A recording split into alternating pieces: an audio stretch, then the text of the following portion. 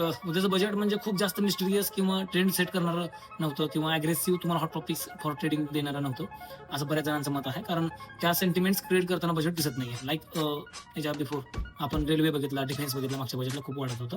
त्याच्या अगोदर solar power stocks and other things हे नेहमी चालायचं. बजेट म्हणलं की काही ना काही सेंटिमेंट असायचं आणि त्यानुसार मार्केट रिएक्ट करायचं. परंतु यावेळी तसं दिसत नाहीये. कारण बजेट याच्या अगोदरच मार्केटमध्ये जो गव्हर्नमेंटचा जो रुझान आहे, गव्हर्नमेंटचा जो रुख आहे, तो प्रोग्रेसकडे आहे, तो आपल्याला कळून गेलेला आहे.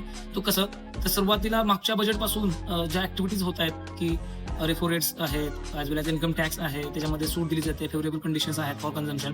त्याच्यानंतर रिसेंटलंच जे झालेलं ते जीएसटी कट असतील, ॲज वेल एज एफटी ट्रेड झालाय, ह्या सर्वच गोष्टी कशासाठी आहेत तर फेवरेबल आहेत आपल्या जीडीपीच्या ग्रोथसाठी.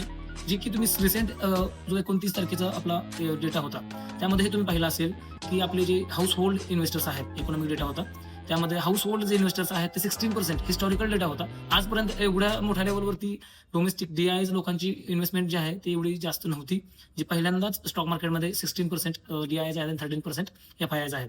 ह्या सर्व ज्या गोष्टी आहेत त्या फेवरेबल आहेत. त्यासाठी तर कन्झम्पशन हे वाढेल, लोकांच्या हातामध्ये जास्त पैसा राहील आणि गव्हर्नमेंट त्याची स्ट्रिक्टली त्या गोष्टी फॉलो करतोय, बिझनेससाठी ईज करतोय आणि जास्तीत जास्त इन्व्हेस्टर अट्रॅक्ट होतील त्या बाजूने आपण गोष्टी करतोय. तर एक्सपेक्टेड काय आहे तर हेच की टॅक्स कमी व्हावेत, इन्कम टॅक्स लॅब वाढावा, लोकांच्या हातामध्ये जास्त पैसा राहावा, फिजिकल डिप्रिशिएट जो आहे तो कमी असेल हे जास्त दिसत आहे. आणि ज्यामध्ये इकॉनॉमिक डेटामध्ये 7.5 ची जीडीपी ग्रोथ आपल्याला क्लिअरली मेन्शन केलेली दिसते की एक्सपेक्टेड आहे पुढे जाऊन, ते आपल्याला पुढच्या फायनान्शियल इयरमध्ये चांगले दिसून जाईल. आणि ओव्हरऑल कंपन्या ज्या आहेत त्या चांगल्या रिट्रेस लेवलला आहेत. तुम्ही इथून बाय करू शकता.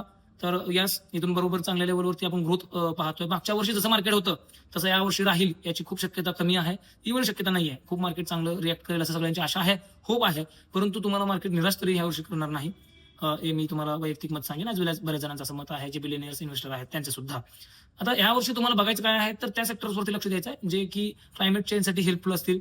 आयटी सेक्टर्स आहेत, त्याच्यामध्ये सेमीकंडक्टर आहे, डेटा स्टोरेज आहे, अदर जे क्लाउड डेटाबेस असतील या बिझनेसेसमध्ये फरक पडेल. पॉवर सेक्टरमध्ये ग्रीन पॉवर सेक्टर्स महत्वाचे आहेत, recycling sectors, health sector, insurance sector. Capital market खूप वाढलेलं आहे, ऑलरेडी हायवरती आहे. ग्रोथ आहे बँकिंग सेक्टरमध्ये, एनबीएफसीमध्ये, पण थोडंसं ते प्रॉब्लेमॅटिक थोडंसं वाटतंय की चांगलं हाय ग्रोथ झाली. पण बऱ्याचशा कन्झम्पशन सेक्टर आहे ते अजून लो मध्ये आहे, तुम्हाला त्यामध्ये चांगली ग्रोथ मिळून जाईल.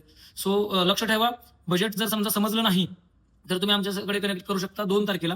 फेब्रुवारी 2 मध्ये आपण एमडी साहेब आमचे मार्केटचे मोतीलाल ओसवालचे आहेत, ते स्वतः आणि चंदन टपाडियासकर हे आपल्या दोघं जण मार्गदर्शन करतील. बजेटमध्ये कसे बदल झालेले आहेत, त्यावरून आपली कशी इन्व्हेस्टमेंट असायला हवी यावरती आपण चर्चा सविस्तर करणार आहोत 2 तारखेला फेब्रुवारी 4 वाजता. जर लिंक हवी असेल तर कमेंट करा, नंबर मी तुम्हाला लिंक सेंड करून देतो.